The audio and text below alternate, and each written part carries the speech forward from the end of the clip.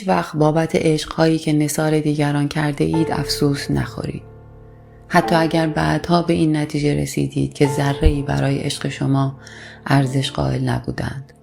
شما آن چیزی را که باید به زندگی ببخشید بخشیدید. چه چیزی زیباتر از عشق؟ هر رنج دوست داشتن صیقلی است بر روح و با هر تمرین دوست داشتن روح تو زلالتر می شود. گاهی بعضی ها با ما جور در می آیند اما همراه نمی شوند. گاهی نیز آدم هایی را می آبیم که با ما همراه می شوند اما جور در نمی آیند. بعضی وقتها ما آدم هایی را دوست داریم که دوستمان نمی دارند. همان گونه که آدم هایی نیز یافت می شوند که دوستمان دارند اما ما دوستشان نداریم. به آنانی که دوست نداریم اتفاقی در خیابان برمیخوریم و همواره برمیخوریم.